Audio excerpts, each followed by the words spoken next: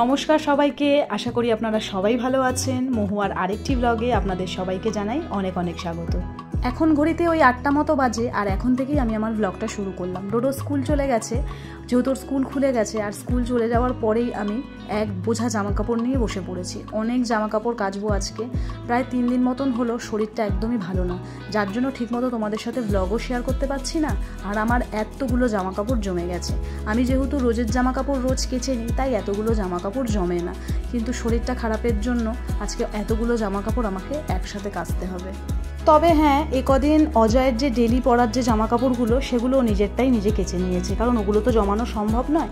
আর আজকে জমানো জামাকাপড়ের সাথে সাথে আমি ঘরের 3টে বেড কাভার, মশারি, যাবতীয় সমস্ত জিনিস নামিয়েছি যে আমি একবারে কাচবো। আর আমার 3টে বেড কাভার প্রায় সময় কাচতে হয়, যেহেতু একটা বিছানায় পাতি আর দুটো যেহেতু রাতে এসি চলে, তো আমাদের গায়ে দেওয়ার জন্য। আর নর্মালি আমি বেড কাভার সপ্তাহে 1-2বার এরকম আমি ধুয়েই দিই, কারণ আমি বেশি দিন বেড কাভারের মধ্যে শুতে পারি না, আমার ভালো লাগে না। তো নিত্য নতুন বেড কাভার এরকম পাল্টে আমাকে পাততে বিছানায় ভীষণ ভালো লাগে। তো চলো, এখানে জামা কাপড়গুলো আমি ঝটপট করে কেচে দিয়ে ছাদে মেলে দিয়ে আসবো, কারণ শুনলাম নাকি সকালে উঠে যে আজকে বৃষ্টি হবে। তাই জামা কাপড়গুলো আমাকে তাড়াতাড়ি কেচে শুকাতে হবে, কারণ ঘরের ভেতরে দড়ি লাগিয়ে জামা কাপড় মেলা পসিবল নয়, একদমই জায়গা নেই সেই জন্য। আর জামা কাপড় কেচে আমি উঠোনটাও ভালো করে ধুয়ে নিলাম, এটা তো আমার ডেলি ডিউটি জানো। তো সেটা করার পরে আর মশারিটা নিচেই মেলে দিয়েছি, কারণ একটা দুর্ঘটনা হয়ে গেছে, সেটা আমি পরে বলছি। তো তারপরে আমি এখানে চট করে ব্রেকফাস্ট বানাবো। আর আজকে ব্রেকফাস্টে কি বানাবো বলো তো, বুঝতে পারছো তোমরা দেখে? হ্যাঁ, আজকে বানাবো বার্গার। আর আমার এই বার্গারের পুরো রেসিপিটা তোমরা আমার নেক্সট যে ফুড চ্যানেল মহুয়াস ফুড কিচেন, তোমরা ওখানে পেয়ে যাবে, গিয়ে চেক আউট করো। একদম সিম্পলভাবে আমি বার্গারটা বানিয়েছি, অনেক রকমভাবে বানানো যায়। এগ বার্গার বানিয়েছিলাম, তো খেতে দারুণ হয়েছিল। রোজ রোজ কি আর রুটি, তরকারি, পরোটা, লুচি এইসব খেতে ভালো লাগে বলো? আর সকালবেলা ডোডোকে টিফিন দিয়ে দিয়েছি, ও নিয়ে চলে গেছে। আর আজকে ডোডো ভীষণ খুশি যে ও আজকে বার্গার নিয়ে গেছে, বলছে আমি আজকে খুব জমিয়ে টিফিন করব। আর ওকে নিয়ে যাওয়ার পরে আমরা ব্রেকফাস্টটা করে নিলাম। আর আমান ভিজিয়েছিলাম। এই সামার ভ্যাকেশন মানে ওর গরমের ছুটি পড়ার পরে জানো তো, একদমই আমান খাওয়া আমরা ভুলে গেছি। আবার স্কুল খুলেছে, এখন ডেলি ভেজাতে হবে, ও খেয়ে যাবে, নিয়ে যাবে, আর আমরাও খাবো। যে সেদিনকের ভিডিওতে বললাম যে স্কুলটা যদি খোলা থাকে না, তাহলে একটা সিস্টেমেটিকভাবে চলা যায়।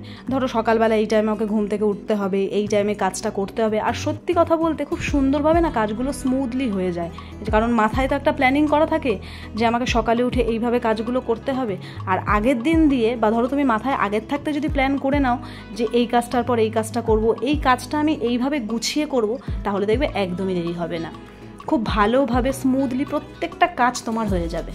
তো যাই হোক, ব্রেকফাস্ট করে এবার ঘরে চলে এসেছি। আজকে পুরো ঘর আমি খুব ভালোভাবে পরিষ্কার করব, কারণ আজকে মানে রান্না নেই বললেই চলে, মানে রান্না হয়ে গেছে আমার। আজকে আমি শুধু ভাত করেছি, তাতে আলু সেদ্ধ দিয়ে দিয়েছি, আলু সেদ্ধ মাখবো ভালো করে। আর কালকে পুঁই শাক বানিয়েছিলাম, পুঁই শাকটা আছে। হ্যাঁ, ওটা ডোডোকে দেবো না, কারণ ডোডোকে আমি কোনো বাসি খাবার দিই না, ওটা আমার আর অজয়ের হয়ে যাবে। আর মা ফোন করে বলল যে মা বড়ার তরকারি পাঠাবে, তো ওই দিয়ে আমাদের এবেলাটা হয়ে যাবে, তারপর রাতেরটা রাতে দেখা যাবে। তো আজকে এখন আমি টোটালি পুরো ঘরটা পরিষ্কার করব, কারণ 2-3 দিন হয়ে গেল একদমই ঘর পরিষ্কার করতে পারিনি।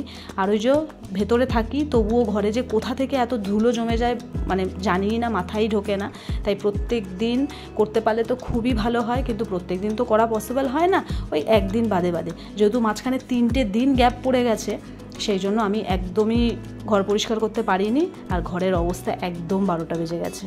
আমার যতটুকু হাতের নাগালে আমি যতটুকু পাই ততটুকু আমি নিজেই পরিষ্কার করি, আর বাদবাকি অজয়কে বললে অজয় পরিষ্কার করে দেয়। যেমন ধরো এসির একদম উপরটা, ওটা আমি একদমই পরিষ্কার করতে পারি না, কারণ আমার হাতই যায় না, তো ওটা অজয় পরিষ্কার করে দেয়। এছাড়া বাদবাকি যাবতীয় ঘরের সমস্ত কিছুই আমি পরিষ্কার করি। আর জানো তো, টিভি, পাখা, এগুলোর অবস্থা এমন হয়েছে, এমন মোটা ধুলোর চর পড়ে গেছে, মনে হচ্ছে আমি যেন কত জীবন ধরে ঘর পরিষ্কার করি না। তো দেখো, এবার আমি চট করে বিছানাটা পরিষ্কার করে নিচ্ছি। আর আমি মানে আমার বিছানায় সবসময় ডাবল বেড কভার পাতা থাকে, তাহলে মানে কি বলবো, তোষকটা যে থাকে তার ওপর মানে অতটা এফেক্ট পড়ে না।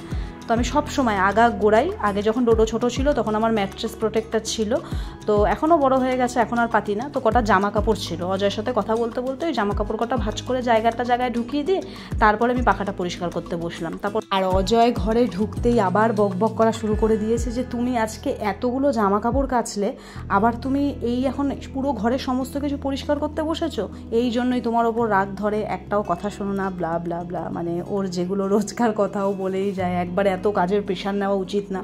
তো ওকে আমি বোঝালাম আজকে যেহেতু রান্না নেই, রান্না হয়ে গেছে, তাই ঘরটা পরিষ্কার করে ফেলি, কারণ কালকে আবার রান্নার চাপ থাকবে, তখন তো আবার ঘরের এই সমস্ত জিনিস পরিষ্কার করতে পারবো না।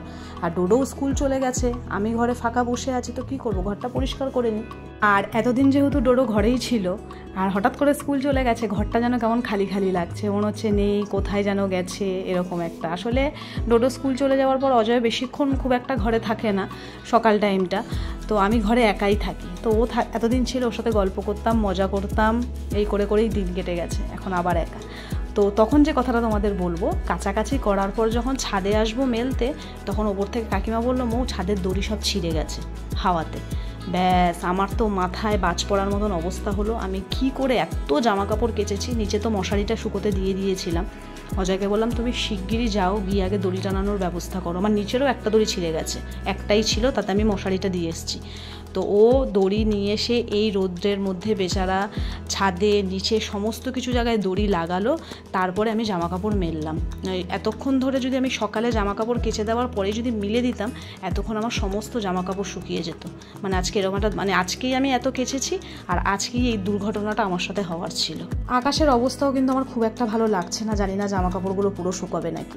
তারপরে নিচে এসে যে সমস্ত বাসন ছিল সকালের টিফিন খাওয়ার, রান্না তো সেরকম কিছু করিনি, সব বাসনগুলোকে মেজে নিয়ে রান্নাঘরটাও পরিষ্কার করে নিলাম। আর রান্নাঘর পরিষ্কার করতে না করতে আকাশে গুরুম গারুম আরম্ভ হয়ে গেছে, পুরো কালো করে এসেছে আকাশ। তাই দৌড়ে গিয়ে আগে ছাদের থেকে জামা কাপড়গুলো নিয়ে আসলাম, যেটা ভেবেছিলাম সেটাই হয়েছে, ম্যাক্সিমাম জামা কাপড় আমার শুকায়নি, তো ওগুলোকে এখন রেখে দিতে হবে, আবার কালকে মেলতে হবে। তো এখন চট করে স্নানটা করে আসবো, আর স্নান করে আসার পরে লাঞ্চ নিয়েও বসে পড়েছি। এই হলো পুঁইশাক মাছের মাথা দিয়ে আলু সেদ্ধ মেখেছি, আর মা এই যে বড়ার তরকারি পাঠিয়েছে। তো এটাই হলো আজকের লাঞ্চ। রাত্রে আবার রান্না করতে হবে, তো রাত্রেরটা কি বানাবো জানি না। আর ডোডো স্কুল থেকে চলে এসেছে, এসে খাওয়া দাওয়া করে এই যে ওর ক্যারাম নিয়ে বসেছে, এটা ওর বার্থডেতে দেওয়া দিদুনের গিফট। আর আমি এখানে একটু হোমিওপ্যাথি ওষুধ খাই, তো সেটাই খেয়ে নিলাম। আর এদিকে বাইরের অবস্থাটা একবার দেখো, পুরো কালো করে এসছে। আর ডোডো স্কুল থেকে মানে ঘরে ঢোকার পরেই জোরে নেমেছে, নাহলে ডোডো আজকে পুরো ভিজে যেত।